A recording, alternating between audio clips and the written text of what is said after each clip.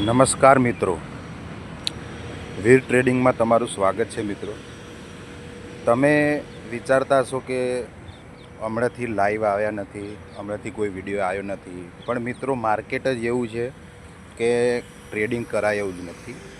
કેમ કે India Vicks જ્યારે 9 અથવા 10-11ની આજુબાજુ ઇન્ડિયા વિક્સ હોય ત્યારે માર્કેટની અંદર ટ્રેડિંગ કરવું, જેવી રીતે કે હું ઓપ્શન બાયર છું, બરાબર, નિફ્ટી બેંક નિફ્ટીમાં ઓપ્શન બાઇંગ કરું છું, તો એક ઓપ્શન બાયર જે છે એને જ્યાં સુધી ઇન્ડિયા વિક્સ 13ની ઉપર 14, 15 કે 16, 13ની ઉપર હોવું જોઈએ, તો એમાં મોમેન્ટમ અને પ્રીમિયમની અંદર મુમેન્ટ સારું મળતું હોય છે.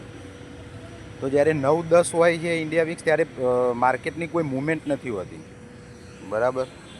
બહુ સ્લો ચાલતું હોય કે 80 પોઈન્ટની રેન્જમાં કે 100 પોઈન્ટની રેન્જમાં નિફ્ટી ચાલતું હોય છે. તો એની અંદર ટ્રેડિંગ કરવું બહુ રિસ્કી હોય છે. તો મેં હમણાં થોડાક ટાઈમ, મતલબ 15 દિવસ કે મહિનો, કે જ્યાં સુધી ઇન્ડિયા વિક્સ 12-13 ઉપર ના જાય, બરાબર, 12ની ઉપર કે 13ની ઉપર, ત્યાં સુધી મેં ટ્રેડિંગ હમણાં સ્ટોપ રાખ્યું છે, બરાબર. તો આપણું કેપિટલ શું બચાવીને રાખવું બહુ જરૂરી છે. જ્યારે મુમેન્ટ આવશે 13ની ઉપર ઇન્ડિયા વિક્સ જશે, મુમેન્ટ આવશે કે 150 પોઈન્ટ 200 પોઈન્ટની મુમેન્ટ આવશે, એ વખતે આપણે ટ્રેડિંગ કરીશું. ત્યાં સુધી થોડુંક રિસ્ક આપણે લેવું નથી, ત્યાં સુધી આપણે ટાઈમ પસાર કરીશું. ક્યાંક જેવી રીતે કે 4-5 હજાર રૂપિયા લોસ કરવો, 15-20 હજાર રૂપિયા લોસ કરવો, એના કરતાં કે 4-5 હજાર રૂપિયા ખર્ચીને અને આપણે ક્યાંક ફરવા જવું સારું. બાકી માર્કેટની અંદર આપણે એવા ખોટા પૈસા નાખવા નથી. હવે નવરાત્રિ છે, તો નવરાત્રિમાં 9 દિવસ ટાઈમ આપણે નીકાળી દઈશું. આમથી આમ માતાજીની પૂજા, ક્યાંક ફરવા જઈશું, ક્યાંક જોવા જઈશું. બાકી ટ્રેડિંગ હમણાં બંધ રાખ્યું છે જ્યાં સુધી 13ની ઉપર ઇન્ડિયા વિક્સ ના જાય, 13 આજુબાજુ.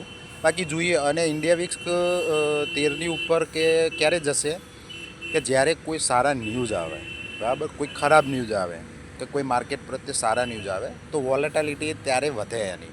ત્યારે આપણે ઓપ્શન બાયર છીએ, તો એમાં ટ્રેડિંગ સારું રહે છે.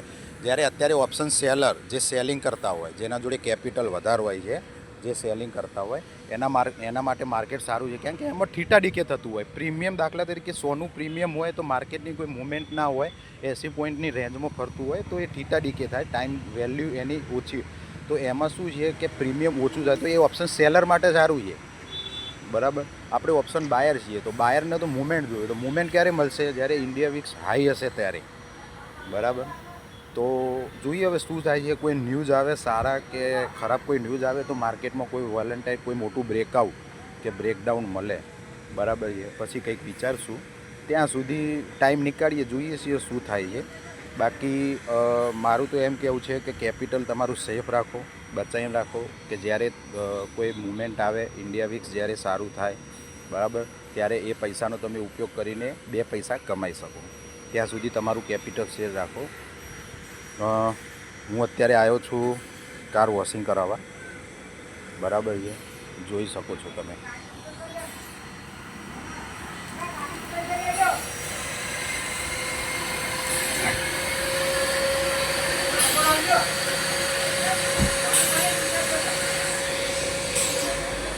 તો આ રીતનો માહોલ છે. જોઈએ હવે શું થાય છે. ઓકે, આભાર.